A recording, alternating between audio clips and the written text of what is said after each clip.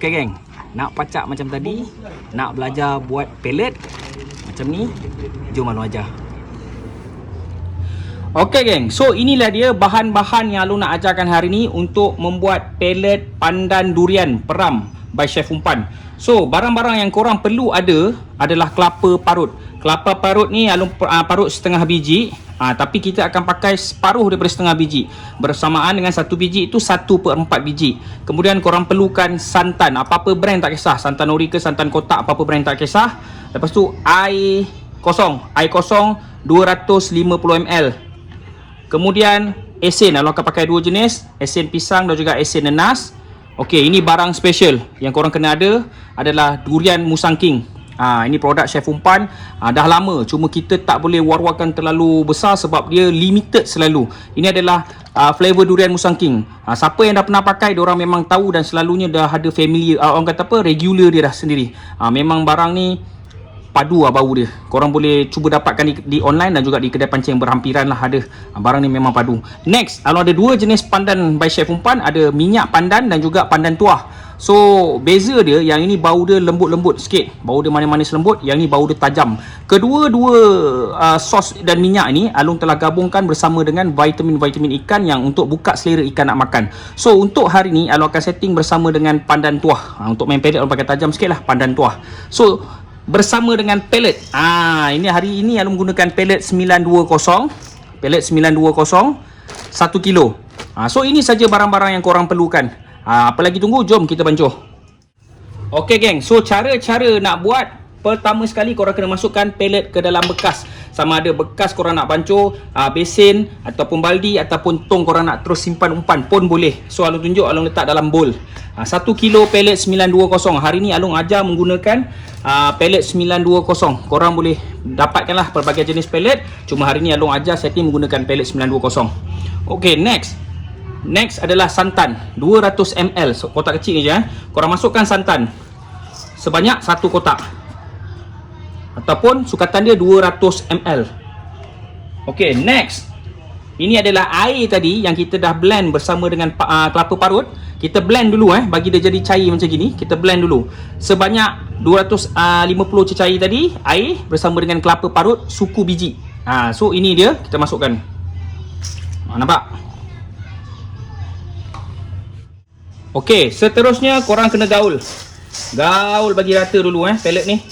Dia ambil masa sikit lah. Gaul.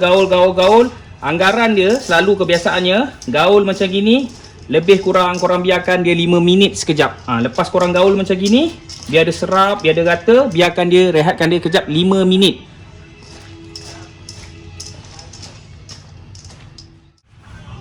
Okey geng, so setelah kita biarkan lebih kurang 4-5 minit, dia dah kembang, korang tengok, nampak tak?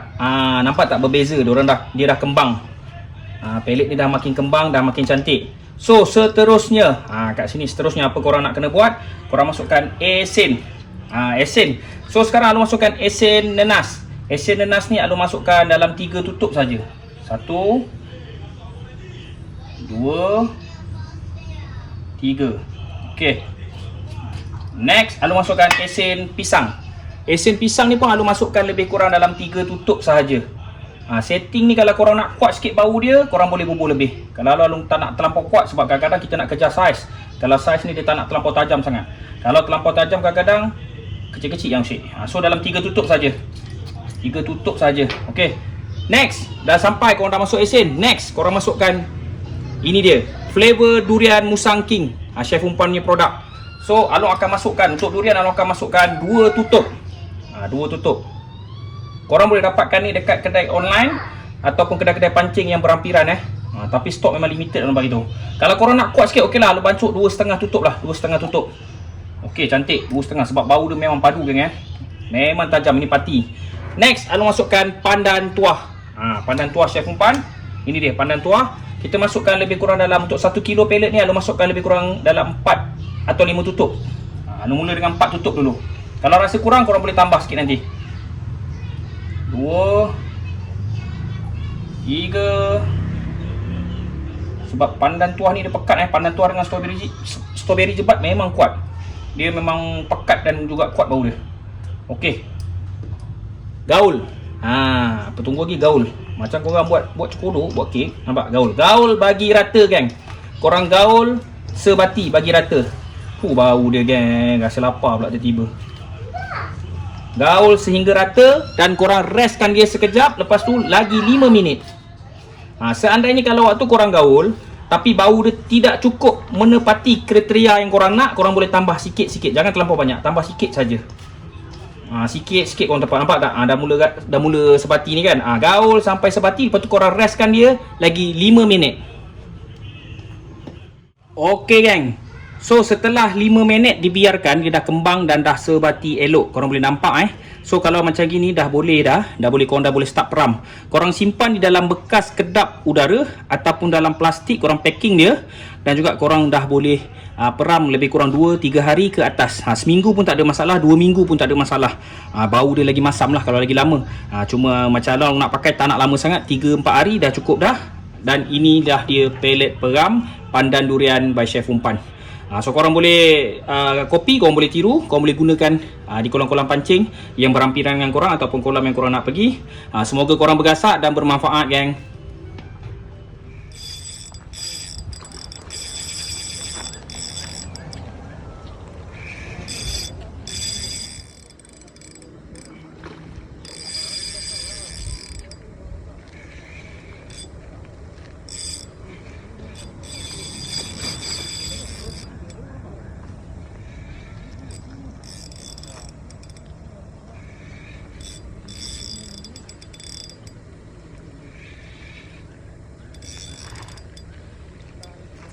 Okay, geng. Nak pacak macam ni, tak tahu buat umpan, jom abang ajarkan.